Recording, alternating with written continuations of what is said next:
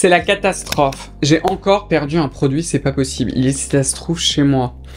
Parce que vous savez, depuis que j'ai emménagé dans le studio, j'ai bien évidemment déménagé l'ensemble, enfin la majorité plutôt des cosmétiques, parce que j'en ai encore plein dans les placards, dans des endroits assez improbables, enfin bref, bon, c'est dispersé partout.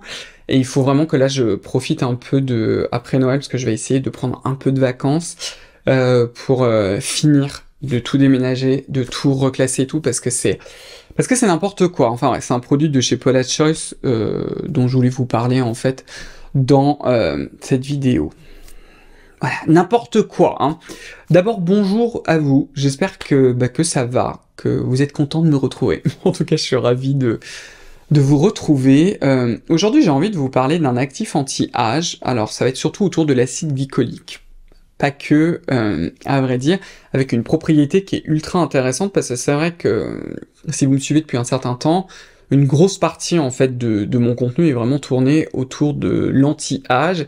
C'est vrai que pour moi, l'anti-âge, il est un peu en deux parties.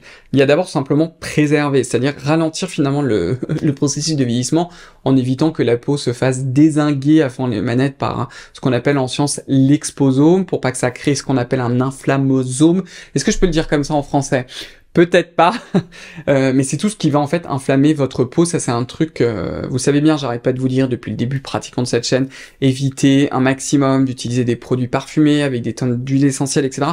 Tout ce qui peut en fait sensibiliser votre peau, la mettre vraiment dans cet état réactionnel, dans cet état inflammatoire, limitez-le un maximum pour que si, quand vous commencez à introduire des actifs anti-âge, que si jamais vous êtes une réaction, que vous puissiez vous dire, bon ok, là j'ai ma peau qui réagit un peu parce que j'ai introduit par exemple cet actif exfoliant à telle concentration, donc je sais où j'en suis, je sais que c'est ça, peut-être qu'il faut que je m'en serve moins souvent, peut-être qu'il faut que je baisse la concentration, mais ça vous permet de savoir où vous en êtes. Quand vous avez des tonnes de parfums, etc., vous saurez jamais si la réaction c'est, je suis un peu sensible par exemple à mon acide glycolique, sauf que bon, il y a aussi le parfum. Je pense par exemple, vous savez, vous avez le Glow Toner ou un truc comme ça de chez Pixi, non, ou de chez Ren. Ah, j'ai oublié. Je crois que c'est celui de chez Ren, qui contient par exemple des dérivés essentiels, mais je crois que celui de chez Pixi aussi, d'ailleurs, le Glow Tonic, je crois qu'il contient aussi du parfum, des huiles essentielles. Moi, vraiment, je trouve qu'en particulier dans les acides, c'est vraiment un non-sens. Pour certaines grandes marques de parfumerie, que moi, je vais pas vous recommander, mais qui, en gros, vous disent qu'ils ont la fleur de truc mûche avec l'extrait de machin chose bidule chouette, anti-âge, etc. Enfin, vous avez Dior Capture et compagnie. De toute façon, il n'y a aucun actif à l'intérieur. C'est, en gros, des crèmes hydratantes vendues très très cher pour avoir un beau packaging et une bonne odeur. Oui, je balance, mais en gros, c'est ça. Mais vous n'avez pas vraiment d'actifs. Donc du coup, c'est moins grave. Dès qu'on rentre dans le domaine des actifs, ça peut être cataboum crack. Et j'ai pas envie de toute façon que même pour vous, que quand vous arrivez vers la quarantaine, voire même plus, et parfois même avant d'ailleurs, que vous retrouvez avec ces formes de rosacée, de rougeur, malheureusement, il y a beaucoup de personnes qui, avec le temps, développent des sensibilités parce que la peau vieillit tout simplement, mais parce qu'elle a été sensibilisée par tout ça, quoi.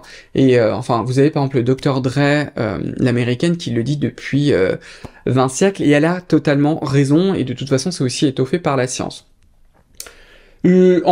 Bon, voilà, je suis encore parti en vrille, parce que c'était pas tout à fait le propos de la vidéo, mais c'est pas grave. Donc c'est tout ce qui est en fait diminuer finalement l'inflammation, accompagner votre peau dans son processus naturel en fait, l'aider à mieux fonctionner. C'est un petit peu ça pour ralentir le vieillissement avec aussi les UV, la protection contre les UV, c'est-à-dire le solaire, je vous l'ai dit 100 fois, SPF 50+, tous les jours, oui, même quand il fait pas beau, le moins d'UV vous avez, le mieux.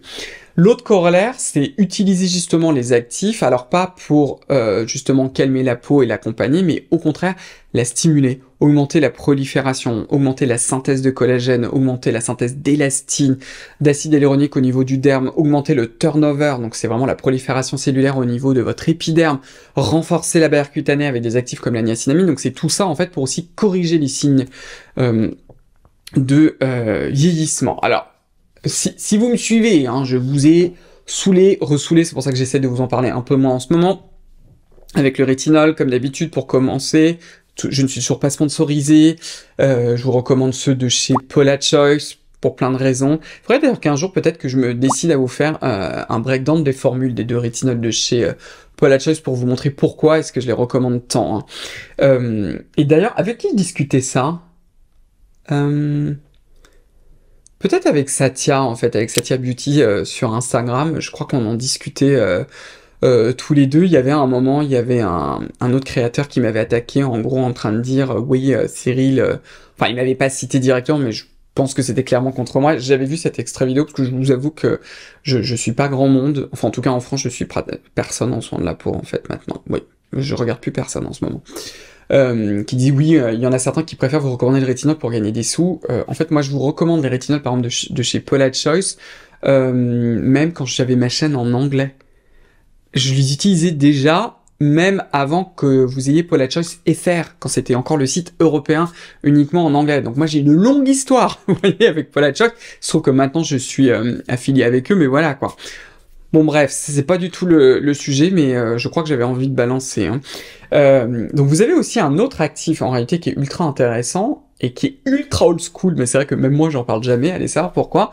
Eh bien ce sont tout simplement les AHA, les alpha-hydroxyacides en particulier avec l'acide glycolique. Il y a un papier que j'aime beaucoup, en réalité je vous l'ai déjà montré sur YouTube quand je vous avais refait... Je me demande si c'était pas cet été d'ailleurs. Je vous avais refait en fait des cours que j'avais donnés aux médecins esthétiques. D'ailleurs, je sais pas si je vais pouvoir continuer à le faire pour les prochaines sessions parce que comment vous dire que je suis beaucoup trop occupé. Mais j'adore faire ça et j'avais montré, on avait en fait toute une session sur les peelings. Alors, il faut faire la différence entre les peelings professionnels. Quand je vous dis professionnel, c'est-à-dire que vous allez voir un médecin esthétique, ou bien vous pouvez aussi voir une esthéticienne ou un esthéticien, ce sera moins concentré, mais ils peuvent quand même vous faire des peelings assez forts, et les peelings à la maison dont on va servir pour avoir une exfoliation continue, mais il y a des très très jolies données. Par exemple, dans ce papier japonais dont je vous ai déjà parlé, qui est très très bien fait, il vous montre d'abord en fait que l'acide glycolique, en fait, son mode d'action, il est dépendant de sa concentration évidemment. Donc là c'est 50%, donc ne cherchez pas à vous procurer ça, s'il vous plaît, c'est uniquement pour les pros et heureusement, hein, c'est pas une exfoliation qu'on fait une fois par semaine, c'est beaucoup trop concentré. Mais dans ce papier-là, en fait, il montrait qu'à 50%, en fonction du pH, eh ben, on exfolie plus ou moins. Les peelings professionnels, ils sont aux alentours de 30 à 50% par exemple pour l'acide glycolique, et ils sont surtout à pH 1. Et vous voyez en fait sur cette figure-là, 10 minutes après à pH 1, vous voyez la couche cornée en fait qui est complètement dissociée en fait. Elle est ultra exfoliée alors qu'à pH 3, à 50%, elle commence à être exfoliée, mais beaucoup moins. C'est-à-dire que dans l'autre, en fait, vous avez dézingué toute votre barrière cutanée. Ce qui peut être judicieux dans un peeling professionnel, ce qui n'est absolument pas judicieux à faire à la maison. L'autre chose, et c'est vraiment le sujet en fait de la vidéo, c'est que ça stimule aussi la synthèse de collagène. Je vous ai fait un reel ultra court dessus. Je me suis enfin mis au reel sur Instagram, mais il faudrait que je me décide aussi à peut-être ouvrir un compte TikTok pour pouvoir le faire. Mais bref, vous avez aussi une augmentation de la synthèse de collagène. Vous n'avez pas que ça. Vous avez aussi une augmentation, ce qu'on appelle des papilles épidermodermiques ou dermo-épidermiques, j'oublie tout le temps, mais en fait c'est la liaison entre le derme et l'épiderme. En vieillissant, ça devient tout plat, alors qu'en réalité vous devez avoir des invaginations pour augmenter la communication entre l'épiderme et le derme, et c'est super intéressant. Et ce que j'aime beaucoup en fait dans ce papier, c'est qu'ils l'ont fait avec l'acide glycolique, ils l'ont aussi fait avec l'acide lactique, et il me semble d'ailleurs de souvenir de l'acide citrique, et ils vous ont fait aussi ce qu'on appelle un marquage du protocollagène 1 et aussi du collagène 1. C'est quoi la différence entre les deux? Ça je l'ai pas expliqué dans le reel en fait, c'est qu'on voit bien qu'on a une augmentation après ce type de peeling de la synthèse de collagène et de procollagène 1. Alors qu'est-ce que ça veut dire en fait? Les cellules au niveau du derme, parce que le derme c'est essentiellement un tissu sous une forme de gel élastique, je vous mets vraiment des guillemets parce que c'est beaucoup plus complexe que ça, et vous avez par exemple du collagène, vous avez aussi de l'élastine, etc. Le collagène en fait il est synthétisé par les fibroblastes qui sont des cellules étoilées, d'origine d'ailleurs mésenchymateuse, donc c'est pas du tout la même origine en fait que l'épiderme, mais bon c'est pas grave. Là je suis encore en train de partir en vrille, je digresse. Bref, vous avez d'abord une synthèse en fait pas exactement de fibres de collagène mais de protocollagène qui ensuite va s'assembler en fibres de collagène. Je vous en ai aussi parlé dans une autre vidéo, mais en fait le collagène que vous avez dans votre épiderme, en fait c'est une superstructure en fait, comme des câbles. de façon assez simpliste, mais on peut le voir un peu comme ça, c'est comme les ponts suspendus. Vous savez, ces jolis ponts qui sont suspendus en fait avec des câbles. Si vous regardez en fait la section des câbles, en fait c'est plein de petits câbles qui sont associés en câbles plus moyens, qui sont de nouveau réassociés pour vous faire un gros câble. C'est exactement en fait la même chose, c'est vraiment des super structures.